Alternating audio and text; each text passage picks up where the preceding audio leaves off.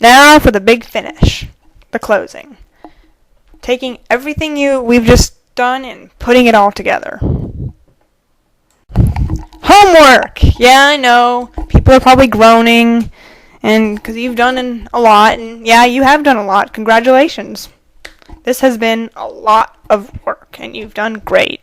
Now, here's a little more. Take everything you've worked out to get today with this thing, in this guide, and use it to create a full profile of your character and their development. Make sure you save it. I'd hate for all that work to go to waste and to lose everything. That's the worst. Now, think about these kind of things when creating an original character, and remember that you just have to make them a person. Using what you've learned. Think back to the character bio you saw earlier. I'll provide a link to anybody who forgot. Now, list all the problems that you found or could find with the character. You can add some if you've learned from what you've learned. If you've learned anything, which I hope people have. I hope this has been informative. Anyway, list all the problems and why they don't work. Now, how could you make this character a workable character? And what advice would you give to the creator without, this is very important, without flaming or being rude? Because I'm sure you wouldn't want someone to be rude to you. And that doesn't get anywhere anyways, because it makes people all defensive when someone comes up with good advice because they've been yelled at before. Anyway, what advice would you give the creator without being rude, assuming she were receptive to it? Alright, here are the problems I could find. First of all, species. Look at all that. Having a hybrid isn't wrong per se, but you have to be logical and think about so it makes sense. You can't have part human, part fairy, part vampire, part werewolf, part witch, part Navi, or whatever that James Cameron movie is, part airbender and part Pokemon. No, that's not going to work. Although I have to admit, I'd really, really love to see that. Hey, if I had any points to give on dev art, I would... Oh, heck, if I had money, I would pay someone to draw that for me. Because that would be hysterical. Anyway, ethnicity. Well, for one, the math doesn't add up. And for another, is most of that stuff even needed? I mean, is there any reason why Sienna has to be Japanese? Also, note that in all that, you don't even have one Italian. And if I recall, I think Sienna is an Italian name. I may be wrong. But that doesn't make sense. Family. There's no need to toss that little bit in there. We just need parents, parentheses, deceased.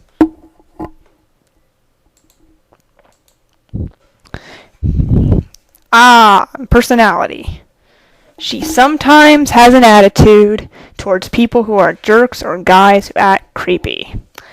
The good old, she's only mean to people who deserve it. How I loathe that.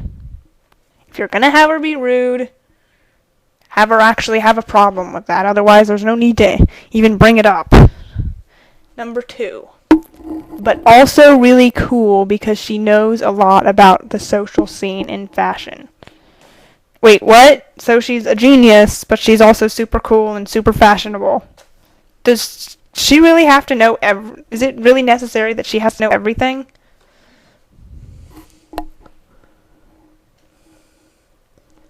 And let's see. Because they're jealous of her successful life. Of course. They just hating because they're jealous. Please don't have everyone pick on your character just because they're jealous. Because that, in my opinion, is, I mean, yes, jealousy exists, but if you try to say that, the only reason people could possibly hate your character is because they're jealous of her whatever, then people don't, no, that's not going to work. People are going to roll their eyes, and, yeah. Because that seems to scream, should be able, only petty people can hate this character. Everyone has to like them. And if I recall, that's kind of on the list up there. People can have negative opinions. Quirks. Looks like somebody doesn't know what talent means.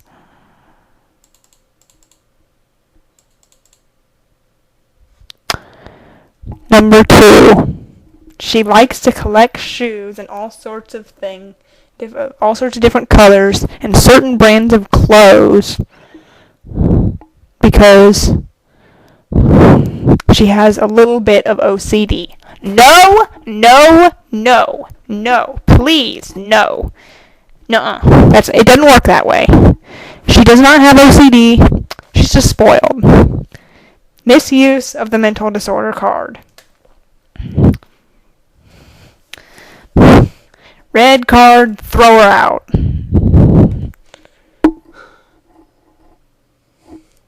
Bio. Let's see here. They started abusing her when they noticed she had powers. That's odd. From what I see in her personality, she seems to have it all together. And not to say that someone couldn't seem to have it all together, but that looks to me like a case of flippantly throwing in trauma.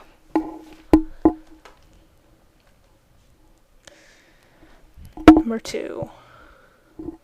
She found him and overpowered and killed him. Okay, let me get this straight. A girl, probably under 15, overpowered her teacher. Right. Now, powers 1. She has really powerful magic and knows every spell. Nope. Nuh-uh. No. Way too powerful. Next. Because she's part vampire, she's really powerful at night and doesn't need to sleep and has a fast metabolism. Okay, what? That might work with more thought, but it smells a little like have your cake and eat it too to me. I mean, what does a metabolism... Okay, I can see maybe, but... all the benefits. Okay, number 3.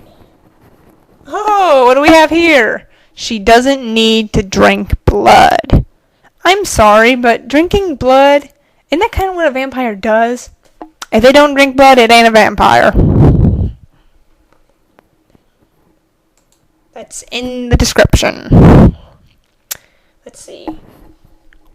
Anne can go out at day, though.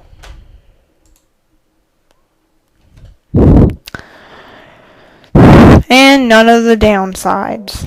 Of course. Also, you'll notice it says can go out at night. I meant to put day there. My bad. Those are all the problems I saw. Not to mention, all that happened before she was 15. I'm starting to wonder.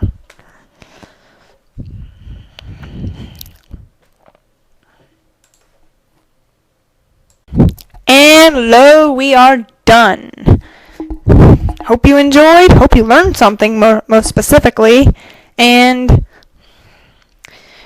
thank you for watching.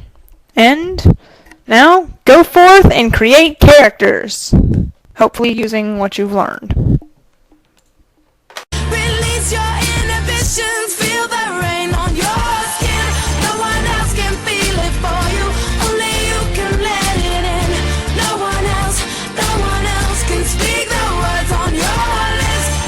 yourself in words unspoken. Live your life with arms wide open. Today is where your book begins. The rest